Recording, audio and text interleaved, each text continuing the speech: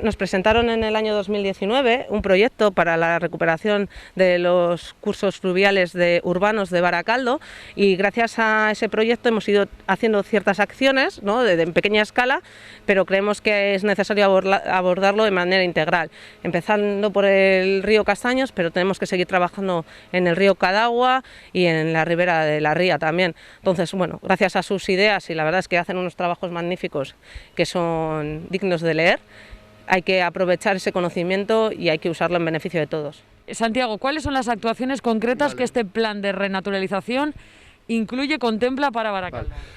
Bueno, el proyecto que presentamos, cuyo presupuesto total asciende a 2,5 millones de euros, consiste en primer lugar en la eliminación de aquellos elementos de hormigón innecesarios que existen en el río en determinados puntos, que si un tubo aquí, que si un dique aquí de vertical, que no tiene sentido tenerlo.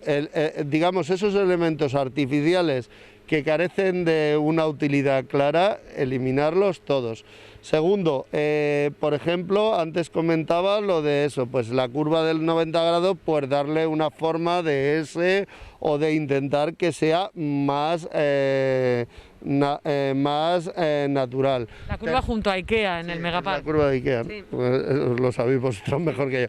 Tercero, la eliminación de especies exóticas invasoras, que son un auténtico problema, no solo desde el punto de vista de la biodiversidad, sino que encima, además, en caso de avenida, se descalzan y son problemáticas. Cuarto, la recuperación del bosque de ribera.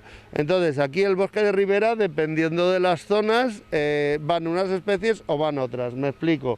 Aquí el agua es mayormente dulce, es agua dulce totalmente. Entonces aquí van una serie de especies.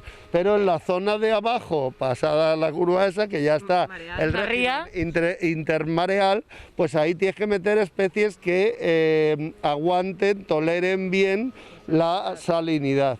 Luego, hay también actuaciones encaminadas directamente a mejorar las poblaciones de determinadas aves. Se propone la instalación de cajas nido para tanto aves insectívoras como para rapaces pequeñas tipo mochuelo, autillo, cernícalo y similares, eso y para murciélagos. Entonces, eso lo que te hace es que vas a tener más diversidad. ¿Por qué? Porque para aumentar la biodiversidad tú tienes que actuar sobre los factores limitantes que hacen que esa especie no esté allí.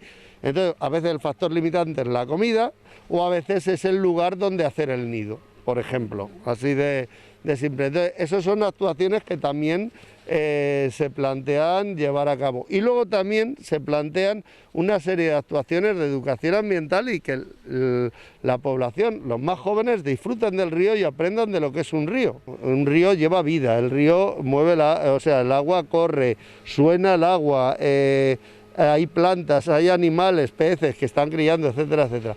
Básicamente son esas las actuaciones. Retirar, por cierto, algunos basuras que hay en el propio cauce. Sí, limpieza del cauce. Ahora acabo de encontrar otra vez un carrito del Mercadona o de lo que sea que estaba en medio del cauce ahí. Sí, entonces, se está haciendo una limpieza, bueno, ya lo sabéis, que se está haciendo una limpieza de plantas invasoras y limpieza del cauce, y luego lo que se quiere hacer es, entre las cuestiones como proyecto, es mantener un servicio de actuación rápida para limpieza de RSUs en el cauce, es decir, que no haya que hacer, o sea, que hay una coordinación directa con URA para poder hacer una acción rápida, o sea, que se detecte algo, y luego concienciación a la gente de que los carritos no se deben de tirar al cauce y otras cuestiones. Otra actuación es sobre los puntos de vertido no autorizados, o sea, sí, y que estén controlados, o sea, que en un trabajo ya viejo que hicimos desde Ecologistas Marchan, desde la presa hasta la desembocadura, a la altura de Kaiku, detectamos 62 puntos de vertido, bocas de ambas márgenes, o sea, porque no solo el río es frontera natural con otros municipios, Trápaga, Sestao en este caso, y por ambos lados hay desagües que tendrían que estar controlados. Esos colectores son particularmente dañinos porque el río lo puedes tener muy bien y si te entra por un colector de esos un vertido contaminante, te machaca la calidad ambiental del río.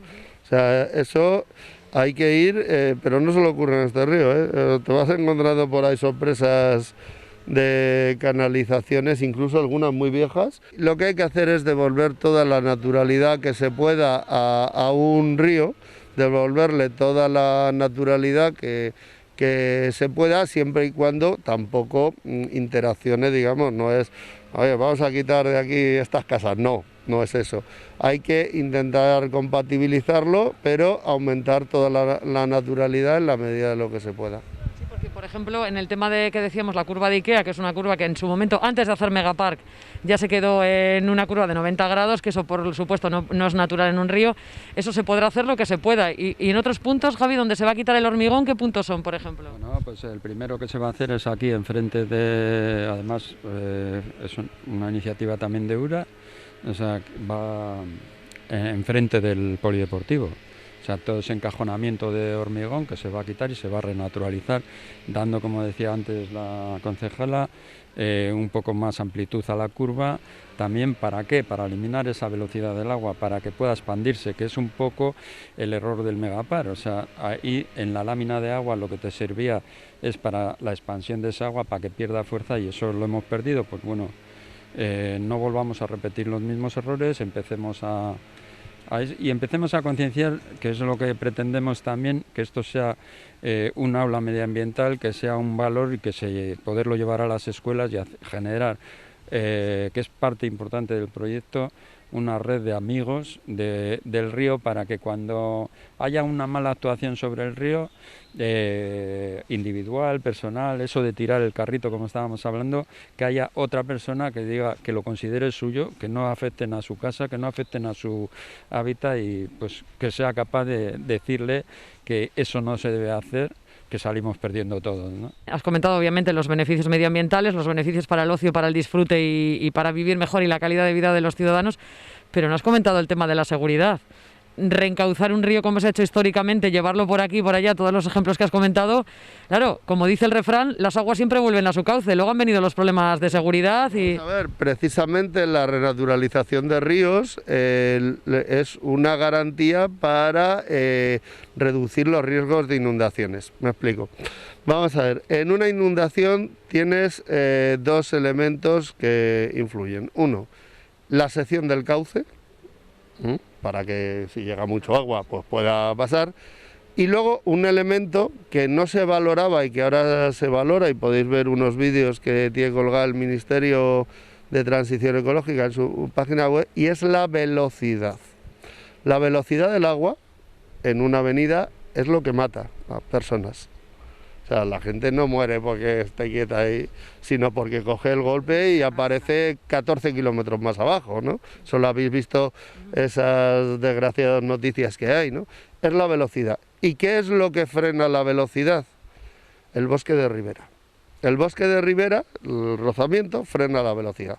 Entonces, pensar que, bueno, se dice normalmente que con más de 1 metro de profundidad y con más de 1 metro por segundo de velocidad, ninguna persona se mantiene en pie.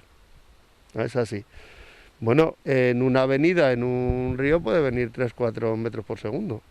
Entonces, ¿qué hacen los árboles? Frenan la velocidad entonces, lo que hace es que los efectos de las avenidas sean mucho menos dañinos. O sea, que produzcan, o sea, vamos a ver, si te cae mucho agua se van a producir daños, pero van a ser daños materiales, no personales.